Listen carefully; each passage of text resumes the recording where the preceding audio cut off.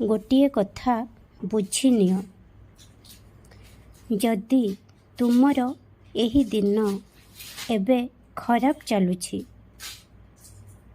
ତେବେ ଏହାର ଅର୍ଥ ଏହା ନୁହେଁ ଯେ ତୁମର ପୁରା ଜୀବନ ଖରାପ ହେବ। ଆରେ ଏହା ତ ସମୟ ଅଟେ, ଯାହାକି ଦିନେ ନା ଦିନେ ବିତିଯିବ ବା ଅତିକ୍ରମ କରିଯିବ। ଅତ୍ୟଧିକ ଚିନ୍ତା କରିବା ଏବଂ ଅତ୍ୟଧିକ କଥାବାର୍ତ୍ତା କରିବା ଦ୍ୱାରା ତୁମର ଶକ୍ତି ବା ଊର୍ଜାକୁ ଭୁଲ ସମୟରେ ଏବଂ ଭୁଲ ସ୍ଥାନରେ ନଷ୍ଟ କରିଥାଅ। ତେଣୁ କମ୍ ଚିନ୍ତା କର ଏବଂ କମ୍ କୁହ। ଯେତେ ପାରୁଛ ତୁମର ଶକ୍ତିକୁ ସଞ୍ଚୟ କର। କେବଳ ଯେଉଁଠି ଜରୁରୀ ଅଟେ, ଅତ୍ୟନ୍ତ ଜରୁରୀ ଅଟେ, ସେଇଠି କୁହ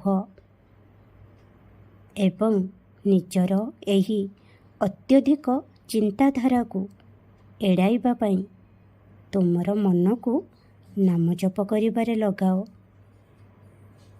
ମୋ ଆଡ଼କୁ ବା ନିଜର ଈଶ୍ୱରଙ୍କ ପ୍ରତି ଧ୍ୟାନ ଲଗାଅ। ତା ମାନେ ନୁହେଁ ଯେ ମୋ ସାମ୍ନାରେ ବସି ନାମ ଜପ କରିବ। ନା, ବିଲକୁଲ ବି ନୁହେଁ।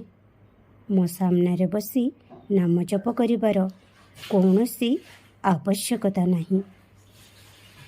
ଆରେ ନିଜର କାର୍ଯ୍ୟ କରୁ କରୁ ତୁମେ ନିଜ ମନ ମଧ୍ୟରେ ନାମସ୍ମରଣ କରିପାରିବ। ଜୀବନରେ ଯାହା ଚାହୁଁଛ ତାହା ଉପରେ ହିଁ ଧ୍ୟାନ ଦିଅ।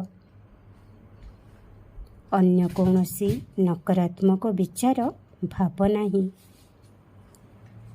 କାରଣ ଯାହା ଭାବିବ ତାହା ହିଁ ଜୀବନରେ ସକ୍ରିୟ ହେବ। ତେଣୁ ଭଲ ଭାବ, ଭଲ ହିଁ ହେବ। ଯଦି ତୁମେ ନିଜ ମନକୁ ଶାନ୍ତ ରଖିବ, ତୁମେ ଜୀବନରେ ସଠିକ୍ ନିଷ୍ପତ୍ତି ନେବାକୁ ସକ୍ଷମ ହେବ। ତେଣୁ କ୍ରୋଧ କର ନାହିଁ, ଶାନ୍ତ ରୁହ, ଖୁସିରେ ରୁହ। ଖୁବ୍ ସାରା ଆଶୀର୍ବାଦ କରୁଛି। ଓମ୍ ସାଇ ରାମ, ଜୟ ସାଇ ରାମ।